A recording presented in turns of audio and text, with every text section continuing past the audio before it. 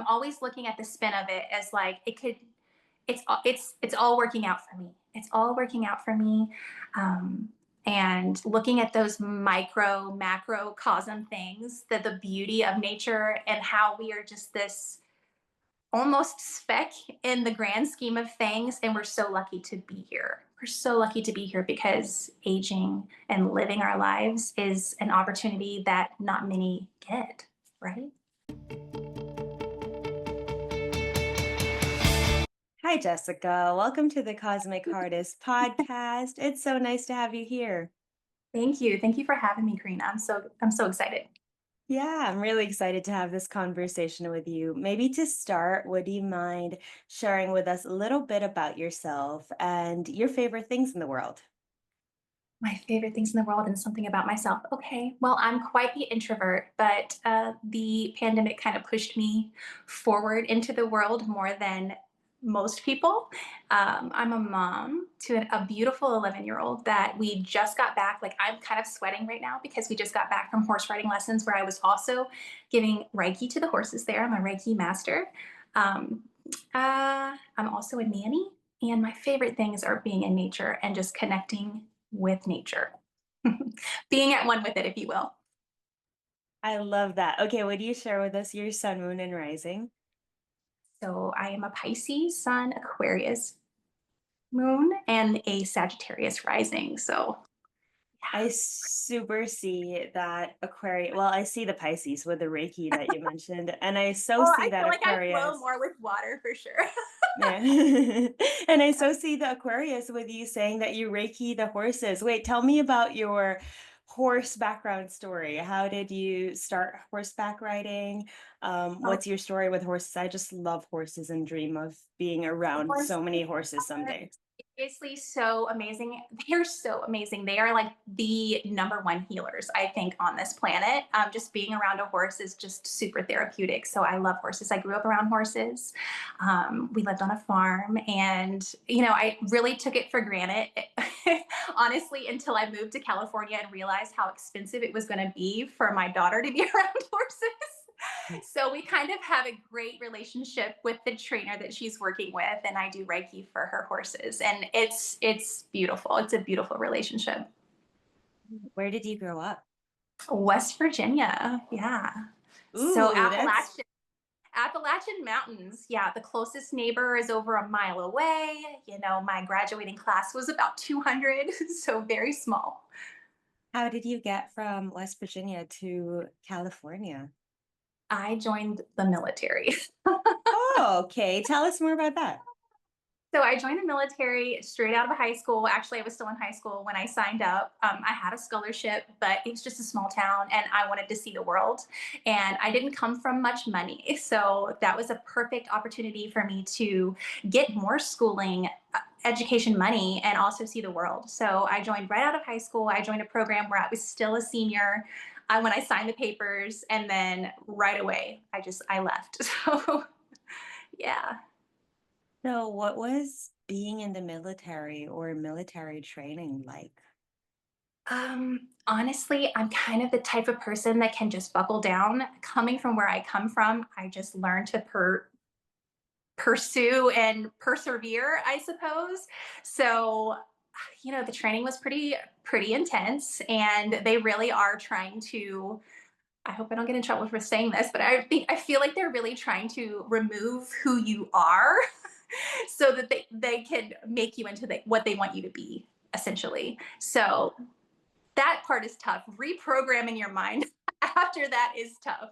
But I did get to see some of the world. So that's amazing. And I got more money for college. So, yeah. That's so interesting because I feel like society in general is like on a regular basis trying to reprogram our mind, and we're constantly put in boxes. So, you Yeah. probably had some of that growing up. Plus, you went into the military. So, there was more of that, like being put in a box and kind of erasing your own identity to be able to serve a bigger purpose. How did you find yourself again after military training? Honestly, I feel like nature, being in nature, doing a lot of hiking. I ended up back in California. I moved to Florida and came back to California, and California's weather is just, it's perfect all year round. So I put myself in hiking groups, and I also am very solitary. So that I find being near water, going to the beach is perfect for me as a Pisces and Yeah. Aquarius.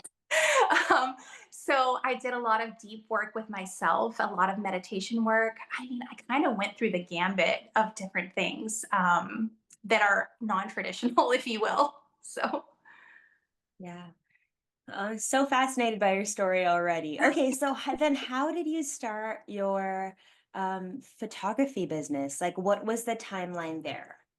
okay, so the timeline there. So I had left the military. I went into a dental assisting program because I wanted to be a dental hygienist, but I didn't know if I really wanted to. So I was dipping my toe in the water.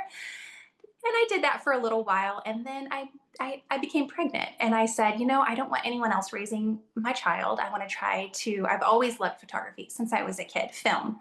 I learned film in middle school, how to process film, and it was always so exciting for me to get like a disposable camera and take it to CVS or Walgreens and just see what I got. And I've always loved it. And I thought, you know what? If not now, when? So I dove into that, and it was wonderful because I could make my own schedule around my daughter. So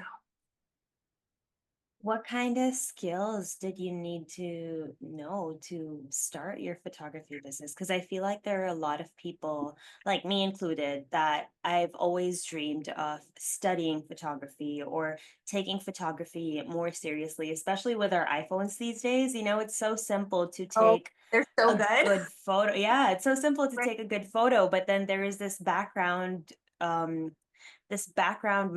being like, hey, but I didn't study it, or hey, I don't know much about photography, or I don't know what exactly to focus on in this photo. So, what would you say to someone that wants to learn more about photography or that wants to practice more? What are some tips on how to just stop overthinking it and go for it?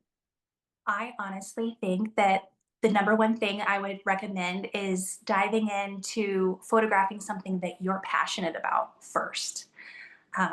Because you're already absorbed in it, right? You're already appreciating it and seeing it through your mind's eye and through your heart. So I would focus on photographing what you're interested in first, and then taking some courses. There are so many free courses to learn about how to utilize your camera, but even just getting a disposable and just going out and doing something that you love, taking pictures while you're doing what you love, and then get those developed a couple times. And I know in this economy, for some people, they're like, I'm not going to process film. But if you get a digital camera, you can just YouTube University your camera if you don't want to read your pamphlet on the inside of that box. But yeah, start with photographing things that you're passionate about first. And then if you want to go into business, take business courses. So, would you say that like we're all kind of born photographers, and as long as we Absolutely. like put our heart and minds into it, we can take photos that we feel like are Absolutely. worthy? Absolutely, absolutely. Because I say it all the time. Like I wish that I just had, because I won't have my phone or I won't have my camera, and I wish that my eyes would just take this picture and just, Yes. but we do that. We do it. We store that memory away, and that's the beauty of photography, is freezing the moment. Yeah. But yeah, I definitely think anybody could be a photographer for sure. Mm. Yeah. I love that you share that thought. I've thought that also for so long. I wish we could just blink and capture a memory in our mind, and we can, but it would be so cool to have like a camera roll in there and to be able to For scroll real. through I don't know. I mean, I like the freedom of my brain, and but yeah. it. If it was only us and no one else could see what we're capturing, for sure.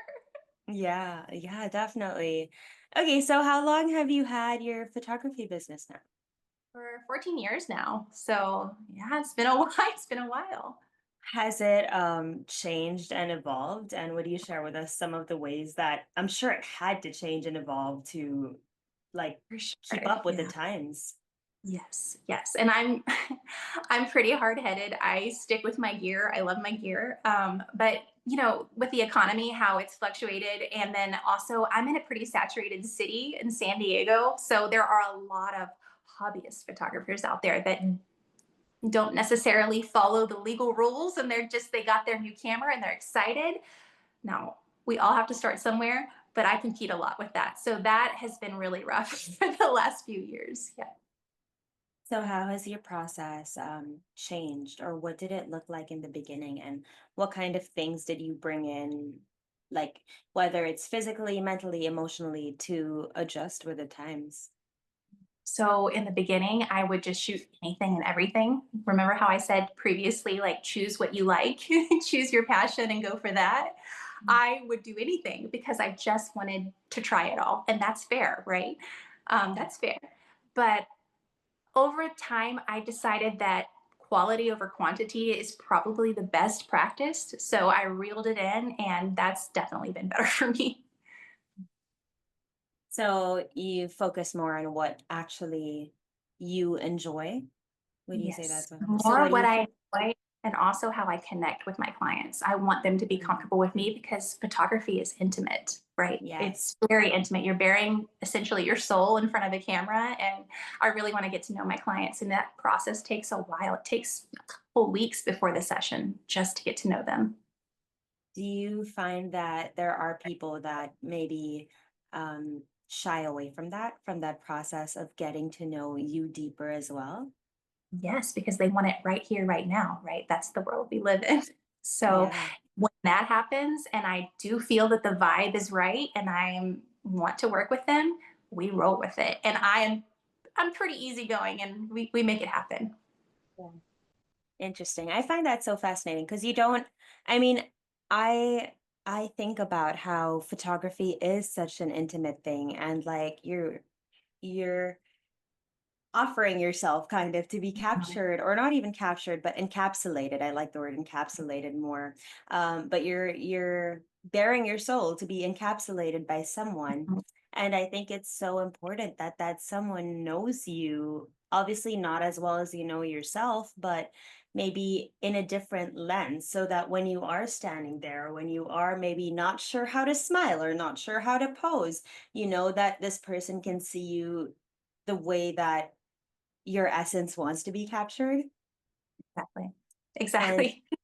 I think that's so important, and I that's also why I do this podcast, right? I feel like in today's world it's so much of like surface level stuff. It's so much of like seeing each other face to face and being like, okay, let's do this, let's make this transaction, let's go here, let's go there.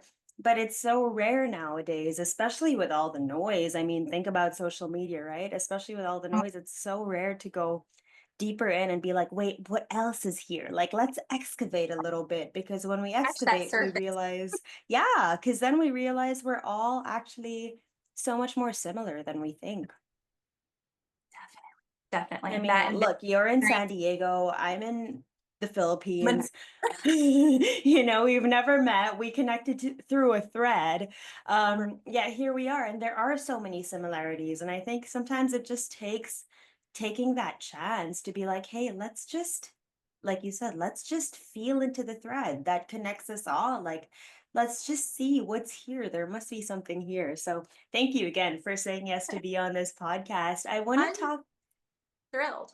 I want to talk a little bit about how you were sharing that you like romanticizing life. And I think it's so fascinating, again, that you started in the military. And now here you are, like with your daughter, riding horses and, sending Reiki to horses and photographing people. And it just feels like such a stark difference. So, what was this process of learning to romanticize your life more? Honestly, I'm gonna go right back to the pandemic because that's when everybody's life shut down at that point, and we didn't go into work. I wasn't getting clients because everyone was scared, and there was this palpable fear in the air. And I I just started having slower mornings, and I did take on a lot more. I started homeschooling my daughter, and but we got into the swing of things, and I just started to incorporate her into my practices as well. Like, let's go out, let's meditate, let's breathe, let's be in nature, let's take walks. We took so many walks, and we did homeschool outside together, and it was in the act of noticing the small things together where I just felt like the weight drop off, if you will.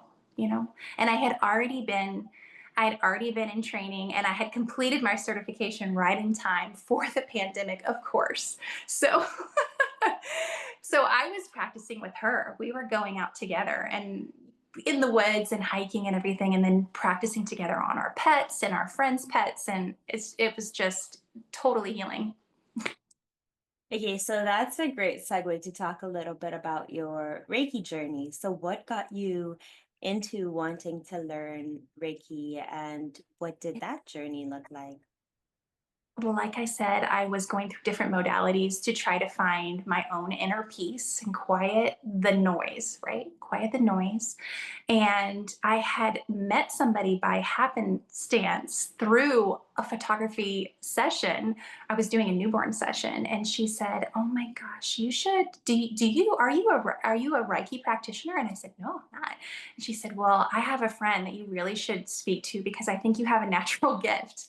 You're just you're just so good at putting these babies to sleep, and they are there at peace with you." And so that's how I started. Actually, it was through photography, and from there it just escalated. And I got a healing touch certification so that I could go into hospitals, and it's been quite the journey. So, do you now incorporate your Reiki into your photography sessions? Definitely. Yeah. Definitely. I went ahead and I put it on my website that I do offer that. And I offer boudoir photography, which is extremely intimate, extremely intimate. You're literally bearing more than your soul at that point. And what I like to do for those sessions is offer a Reiki session before. And what we do is we take a picture when they show up to the studio, and then we take the pictures after, and it's magical the difference that you can see. Yeah. Ooh, I can just imagine, and I'm sure that brings, people and their bodies to so much more ease, especially in those photos. Yes. Yeah, it's not something that's easy to do, but I think it's something so exciting to do. It is. It is. And a Reiki session alone is it's intense.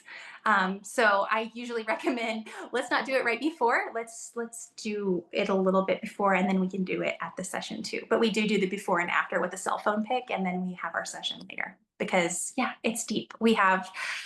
I have had a lot of sessions where it's crying, and we don't want that in our pictures. So, but it's a release. It's a huge release. Yeah. Ooh, definitely. So how does that work? Do you do it like virtually beforehand, or do you do it in person beforehand? It depends. It depends on the client, honestly. I think if we can be in person for the first session, that's better.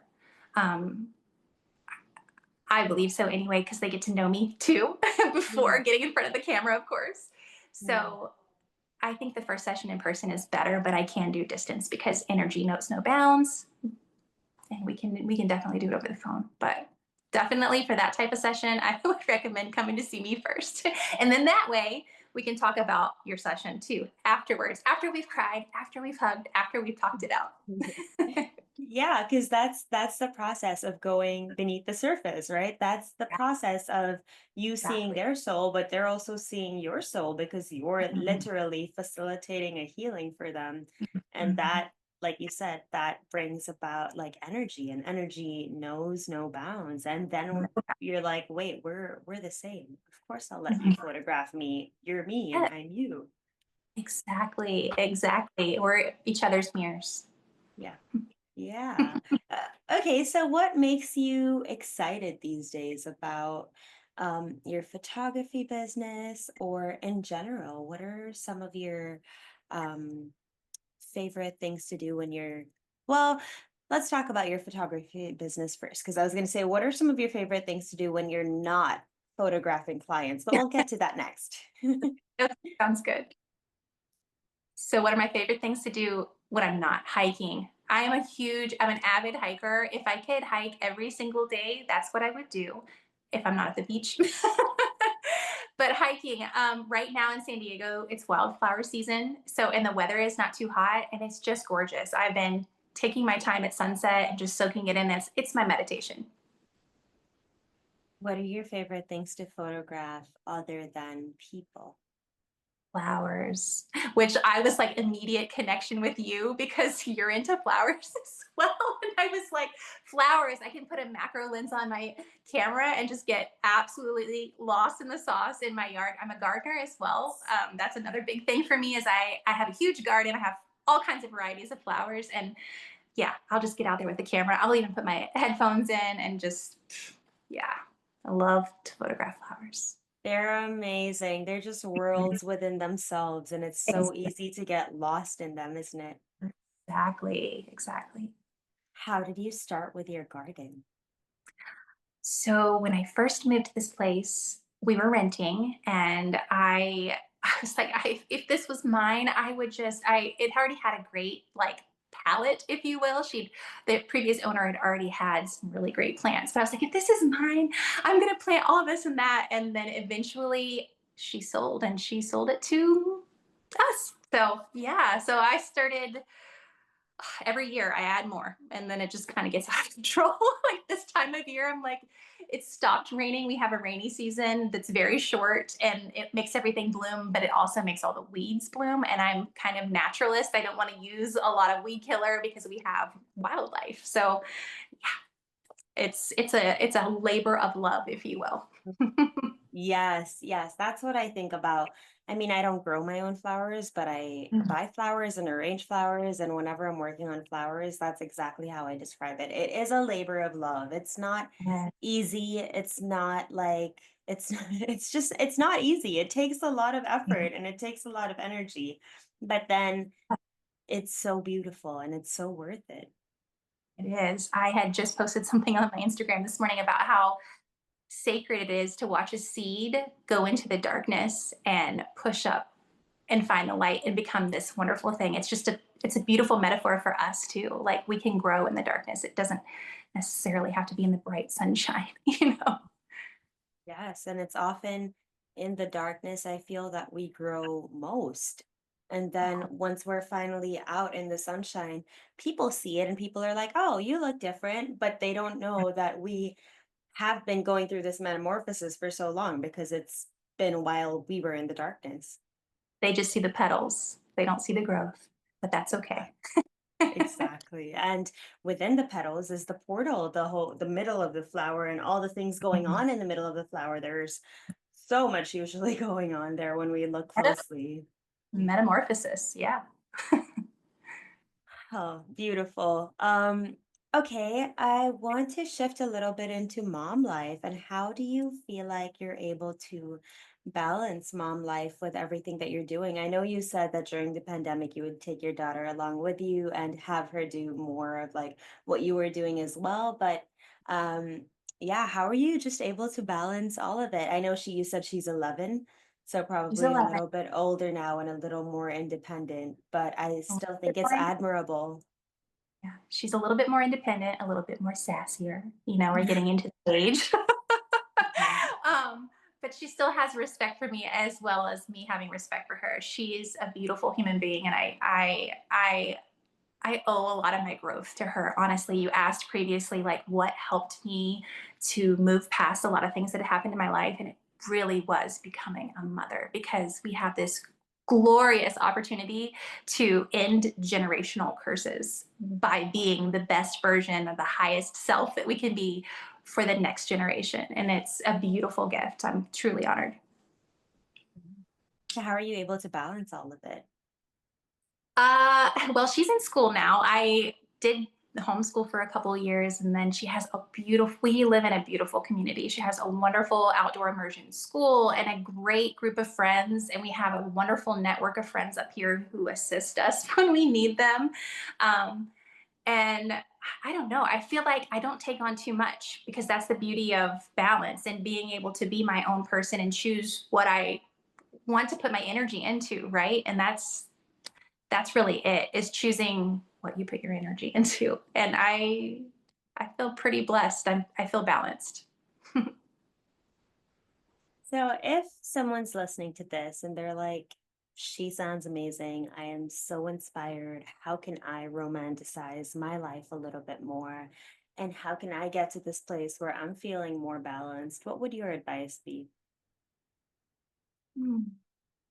I think I would say, you know, if let's give an example of choosing the negativity. Like, okay, you're driving down the road and you get the red light. Oh, I'm late. You know, well, I would say spin that around and say, you know what, I got this red light because maybe up ahead, somebody sped out in front and I could have hit them. I'm always looking at the spin of it as like it could it's all working out for me. It's all working out for me. Um, and looking at those micro, macrocosm things, that the beauty of nature and how we are just this almost speck in the grand scheme of things. And we're so lucky to be here. We're so lucky to be here because aging and living our lives is an opportunity that not many get, right? Yeah, I love that perspective shift because I think that's what it really is about at the end of the day. We can look at things and be like, oh, woe is me, or Mm, nothing's going right for me, or how do I even get this to happen? Or we can look at it like, oh, wait, maybe this is happening because I'm meant to be somewhere else right now and not here. mm, Or mm, maybe this is happening because when I finally get there, I'm going to be a different person by the time I get there. Like there are so many different ways that we can look at things, but we're programmed again. Like we're so deeply programmed to look at the negative and to just that's our first thought in the morning usually, right? And that's why meditation is so loud, and that's why Reiki and all of these different modalities have come up so loud as well, so that we realize that there are more ways for us. We don't need to be thinking about the negative things first thing in the morning. We have mm, an opportunity to reprogram our mind. We have an opportunity to decondition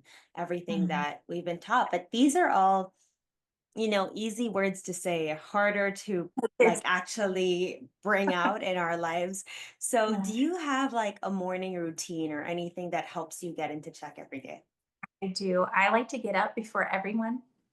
I like to get up with the sun and have my coffee and have my moment outside if the weather permits and do my breath exercises. And I like to also journal. Journaling is huge. I like to affirm how my day is going to go. I kind of center myself. I call upon my angels and, my ancestors, those that love me and wish to see me have the best day. And I speak with them and I journal about how my day is going to go. And that I think it works.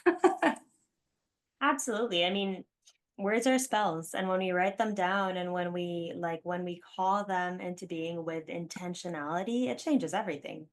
Yes, I say that all the time. You're cursing yourself. You're cursing yourself if I have a friend that's just like, "Oh, this isn't gonna work out for me." I'm like, You're cursing yourself right now. You know that, right? Spelling is called spelling for a reason. You're literally casting a spell." Exactly. And that's why cursive is called cursive. They're curses. Yeah, yeah. I think it's beautiful that you live in San Diego. San Diego is amazing. I've been twice, and it just won my heart over. I love the energy, and I love how it's different from San Francisco, and it's different from Los Angeles, and it's just its own little town. And I can imagine how when you were saying, you have this community around you that's able to help whenever you need help. Like I can imagine it being that sort of city or like state. No, city. um It- yeah. Where like people are willing to show up and help, and it's very community driven, and I'm sure that's so helpful for you as an Aquarius moon as well, because Aquarius is all about community and all about, being around the people that see you for who you are. And I think it's when we are around people that see us for who we are and people that cheer us on, that we're actually able to be better versions of ourselves. Absolutely. And I really feel like this community is so special in the aspect that there are people just like me who are interested in spirituality and, connecting with nature. It's really its own little commune, if you will. So it's been a blessing. And I've been to the Philippines a couple times. So do you feel like you don't have that within your community or do you? I think it was really hard to find, and it was really hard to kind of settle into it. But I feel like now I finally have it. Good. But I feel it's a very saturated place. Yeah. Um, and there's a lot of how do I put this? Like more required jobs, like people in more required jobs, a lot of office jobs, a lot of like go, go, go energy. But I feel in the last couple of years, there's been an uprising of spirituality here as well, and more people who are willing to learn about their own creativity and learn about their own like souls. And like I've been able to hold writing workshops and tarot workshops and poetry stuff. And I think what it is I think the more we show who we are, that's when we find more people that are just like us. In the beginning, I was mostly just sharing about astrology. And at that time, that was around the pandemic. So probably right around when you were learning about Reiki, I was learning about astrology. So I love that parallel as well, because I feel like during the pandemic, so many of us like got that time to dive deeper into whatever it was that we were interested in. Of course, it was not the best time for so many people. And we're No. fortunate to have gotten that time to dive deeper into our own spirituality. But I think this is also what has given us the ability to help more people moving forward. And now, like that was 2020, here we are in 2025, and now I'm hearing people be like, wait, I'm interested in an astrology reading, or I want to know more about myself. But I also started sharing more about my art. I started sharing more about flowers. I started sharing more about my poetry. And I think it's only then that we find the community, because when we're hiding in a little, not a cage, but when we're hiding in our little corner, nobody really gets to know who we are. And then we start to think, oh, wait, I can't find the right community, but we're not finding the right community because we're not putting ourselves out like completely as we are, which is kind of scary too, right? Because that requires It vulnerability. It does, absolutely. It is being perceived, and honestly, if you don't let your light shine, who's gonna see it? Who's gonna see it and be attracted to it, right? And by being yourself, authentically yourself, and romanticizing your own life, you're probably gonna make some people mad, but also you're gonna find your people that way. Yes. And it's so worth it, you know? I think Mhm. it's so worth making people mad if the other side of it is that you get to find the people who belong. Like you get to find the people who feel like home in your soul, and that just changes your whole reality, you know? Our realities, we create our own realities. For so long we've been taught like you live in this reality, you live in the 3D. There's Mhm. nothing you can do to change it. But the more we get deeper into our own spirituality, the more we realize like reality is subjective. We create our own reality every single day. Like we're Treat. choosing the world that we live in. It's not that it's this world and we're all living in it. We're like it's a trip, right? Because we all It is. have a different perception of what the world or what planet Earth is in our own minds. And if Mhm. we're buying into what this select few people are telling us about what the world is, we miss out on so much of the potential and opportunity that we can actually have when we take our lives into our own hands.